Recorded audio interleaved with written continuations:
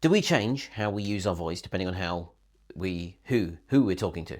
You see, I was gonna. Oh dear. I was gonna come in. I was gonna come in with a line. It was going to be well rehearsed. Do we change our voice depending on who we're talking to? To which the answer is obviously yes. And then I messed up a line. And instead of stopping, because this is a series of videos where I do not do editing, it's all scrappy. I'm going to keep going. So it has been a mess, just like every other start of the video. But obviously the answer to the question is yes, we do change who we are and how our voice is depending on who we're talking to. I say obviously, because often people don't think that they do. They're no, I'm the same all the time. Yeah, I think I turn up the same way.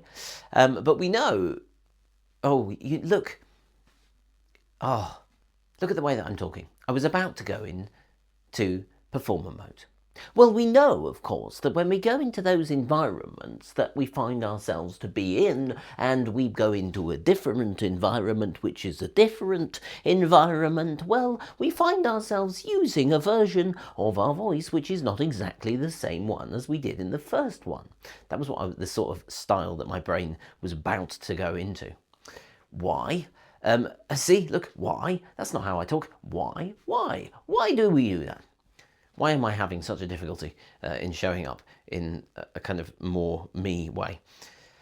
Well, I've spent the day watching YouTube videos. It's Saturday, it's my day off. But because I've said I'll post a video every day for 30 days, I'm doing a video about how we show up in front of the audience. And thanks to the algorithm, I've been watching a bunch of videos about how to get YouTube tips followers. Terrible idea, because that part of my brain that I have always have problems within the world of business, within the world of online stuff, there's a part of me who's like, oh, well, if I change how I am, I will be successful online. And that's not very helpful, because the purpose of this is to be really, really scrappy and really, really authentic.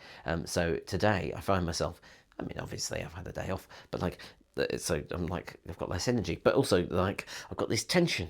There's this bit of me, the part that put on this nice jumper, who's like, you must present this in a presentable way, by the way, because the idea is that every video gets better and better, and if you don't, then it's going to get worse and worse. And then there's the part of me that's just me, who's just, I mean, how do I really feel? I'm like, I just want to watch more TV, It's the first day I've had off in months, really. It's not quite true, but I don't take days off very often. I'm going to go to my notes now. Wow, this is rambly. But that's the point, is that as soon as my brain has started to go, oh, there's an audience. Oh, but people might be watching this. The kind of fun, the fun of making these type of videos where I just talk about voice, in the way that I tend to talk, which is a bit scatty, all over the place, a little tangential. It's not very well formed, but it is me. Now it's in this battle with that version of me who wants to be presentable and successful, and all the boring things that we have in life, but that are needed. So I've said that. Do we change how we talk and use our voice? But the next thing I've said is, clearly I've written it down because it sounds, I was going to say fun. It's not fun. It sounds impressive. That's the word I'm looking for. It says, the audience changes us as much as we change the audience. Oh, what a good little phrase. I could put that in writing on the screen, couldn't I? The audience changes us as much as we change the audience. And it's true as well. That's the nature of things. There's so I've spent a lot of the time in the last few years in clown school in France, and one of the things I noticed was that I can make myself laugh just going around the house if I can make loads of noise. I'm in a flat where I can't make masses of noise at the moment, but like if I can be really, really loud, I find ways to have fun, and I'm probably quite funny. But then as soon as I would go into class, in front of the teachers and the drum that they can send you off stage with, and everyone's there and they're like, okay, come on then, be funny. Then suddenly all that ability disappears. And the things that make me laugh about myself, I can't think about them. I can't think of them. I feel awkward, and I'm like, I don't know what to do, which is the point of the training, really, because like you tend in a lot of voice training I've found is rediscovering fun that I've had with my voice since I was a child. I used to sit in the bath apparently and play with the acoustics of the bathroom by just making noises with my mouth, and then listen to the sound coming back from the bathroom. And I basically just kept doing that for my entire life, just playing with my voice. So the times that I'm successful on stage as a clown are often the ones where I rediscover something that I've known on some level that I can do all the time. And that is also the case with like teaching people as well. Often the version of them that they find through exercises and voice games and things, it's not fully surprising. It's not like, wow, this is not me. It's like, oh yeah, that version of me, you know. Anyway, I've just got all nervous now. I'm not sure what to say. I heard what I thought to be a clonking, and there's clonkings in flats all the time. But the part of me who's like, oh no, I'm not allowed to make noise. No, don't make noise in a flat, which I inherited from my father, I think, because he's a musician and makes lots of noise, and then has spent all his life going, oh, I'm not allowed to make noise because the neighbours are going to feel terrible. So I have inherited a bit of that, and the only place that it was okay was in Spain, where everyone makes loads of noise. So anytime I feel like someone might be bothered by my voice, I get quieter, which is one of my things and why I do voice. So I am changing my voice for a perceived version, other person who doesn't want me to make any noise. But it might, I mean, statistically, it's probably not true because people just make, it's just normal to make noise. And I'm not like screaming, I'm not playing music, I'm just talking at a normal level. And you know, people do that all the time. But that stops me from being the biggest, fullest version of myself in this particular situation and in many situations. Which is, thematically, we're doing really well for this video, but I've absolutely no idea what area we're on.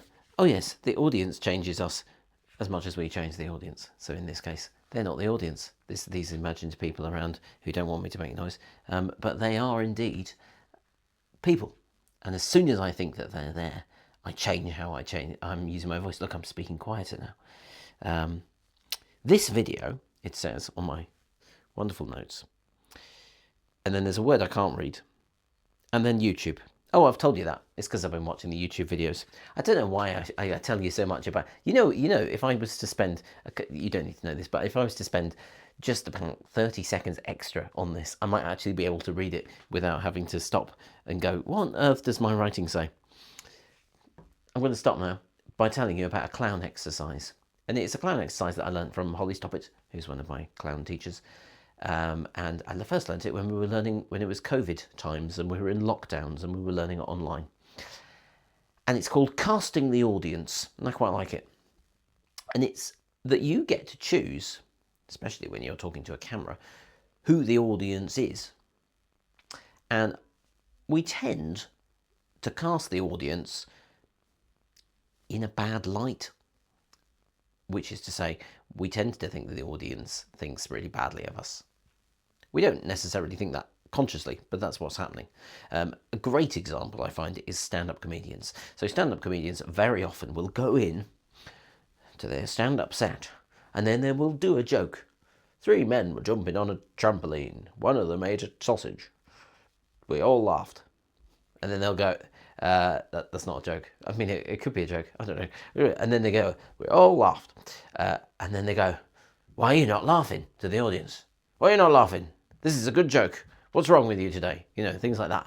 They kind of cast the audience as an enemy, basically, that the audience doesn't want to be entertained by them, which is a bit ridiculous, given that that's what they're there for, is to make the audience laugh. But that is a very kind of, you know, it's a difficult environment to operate in, and it's entirely the job of the stand-up. The stand-up is the one who is, the comedian is the one who is deciding that it's going to be that difficult by casting the audience as people who don't want to laugh at their wonderfully crafted jokes. Not all stand-ups by any means, but this is a pattern you see in like open mics when you've got quite a lot of new stand-ups. But they could equally just go on stage and assume that the people are like really want to laugh and are like nice people and want them to do well, and you can cast them. So it's an exercise to just sort of decide who your audience is going to be beforehand, and then go out onto the stage with that in mind. I haven't explained the exercise very well, but you get the idea. Basically, we can choose, and it will change how we use our voice. Look, even in thinking about that particular thing, my voice has become less quiet for these imagined people, neighbours, and more open. There we are. Subscribe, ding the bell, follow me on Instagram, TikTok. Yep. Or don't. I don't know. I said all the things, though, that you are contractually obliged to as a person who's posting a thing on YouTube. See you later.